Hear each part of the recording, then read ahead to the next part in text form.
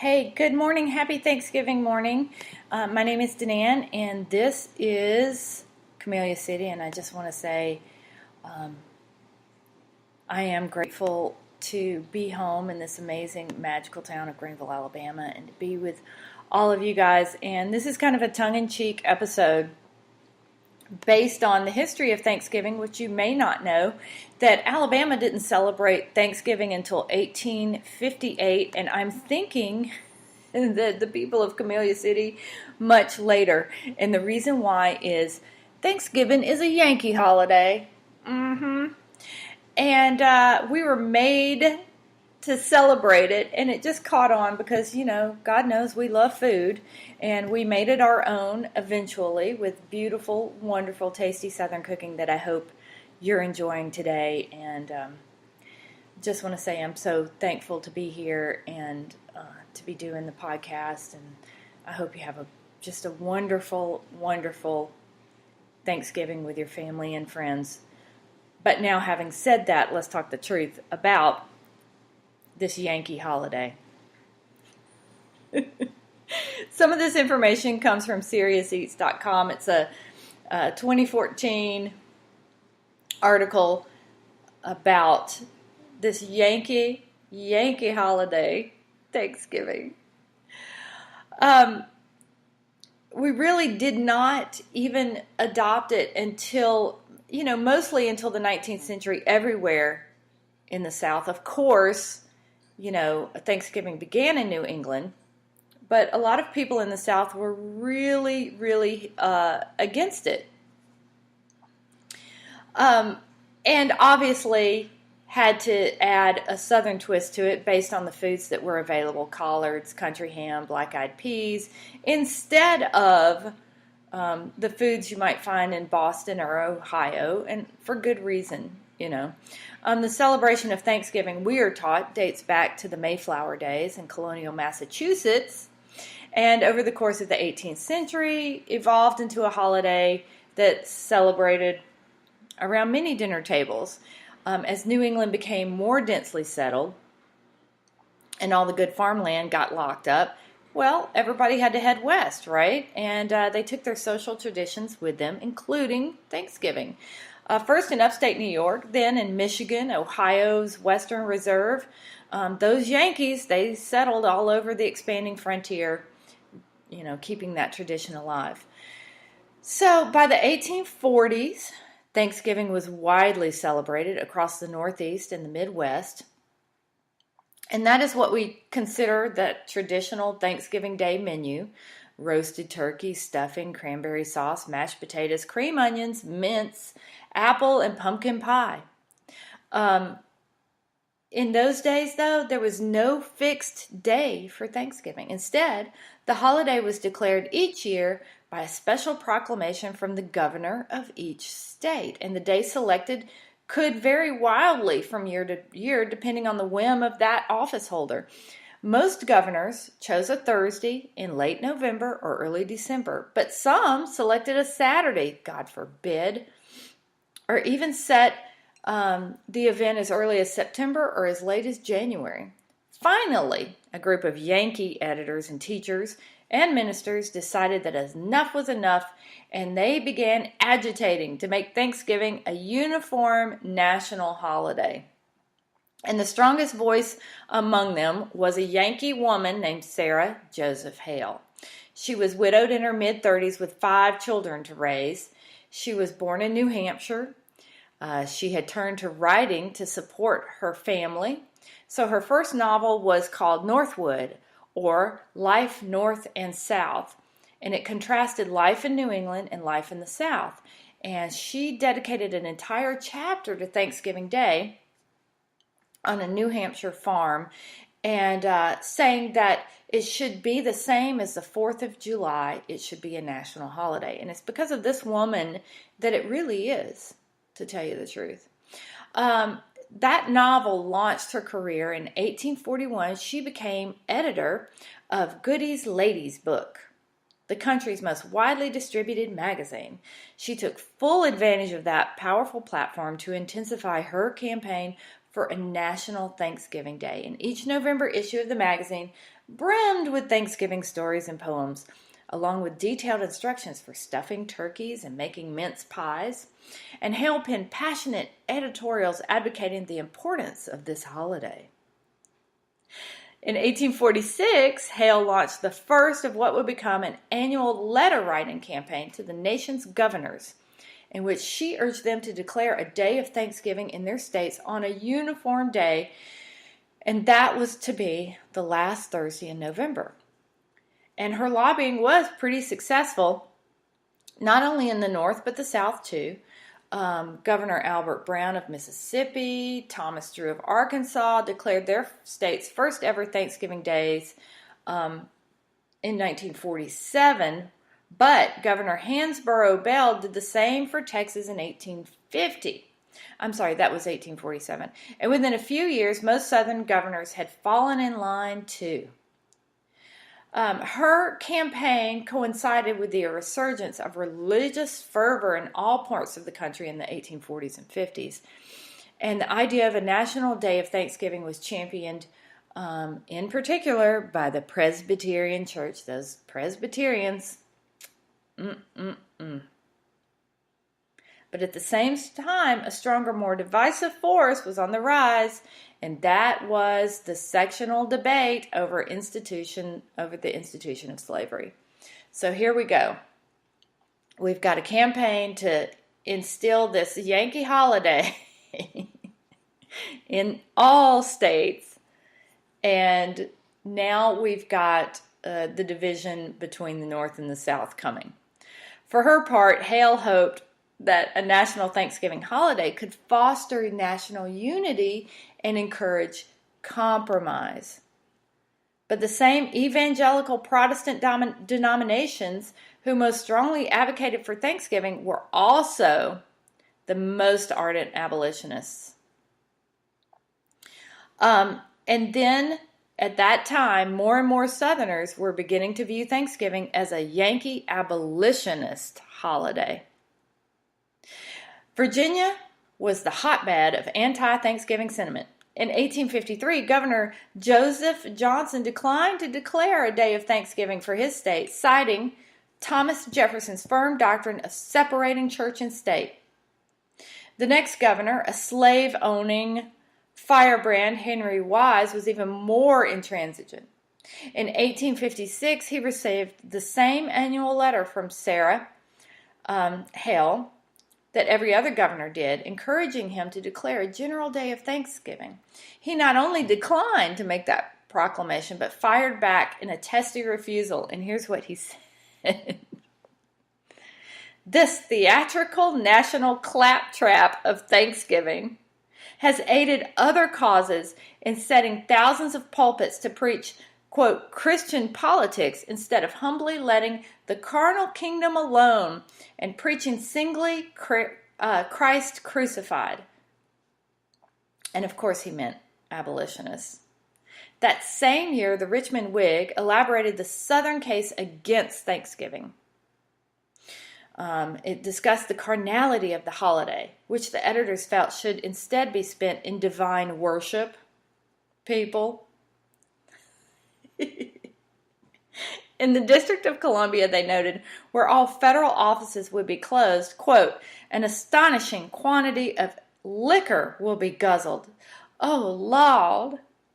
And the holiday would be little more than an occasion for indulgence. Quote, while we're content, the editors continue, to buy our cotton spools and wooden ware from New England because hers are the cheapest, we are by no means content to receive her notions of religion, morals, the duties of citizenship, etc., as being the best. So, yes, we will buy things from them, but we are not going to be like them.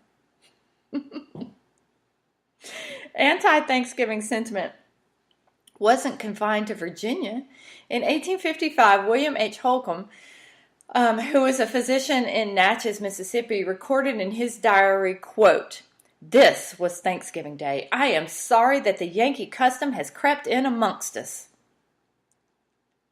I object to it because it makes gratitude to God a matter of civil ordinance and limits to a single day the exhibition of feelings which should be a portion of our daily life. Right?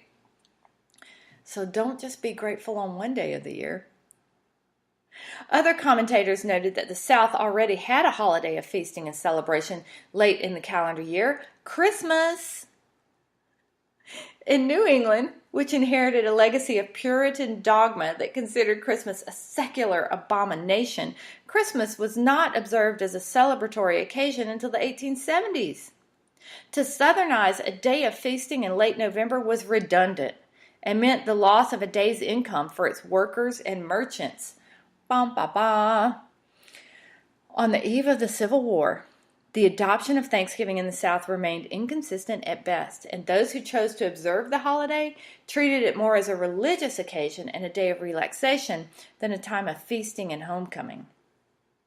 In 1858, here we go with Alabama, the governors of Alabama, Mississippi, Georgia, and North and South Carolina all followed Mrs. Hale's recommendations and declared Thursday, November the 25th, to be a day of Thanksgiving. That day, the Charleston Courier reported, quote, "Our city presented a Sunday appearance. Business rested.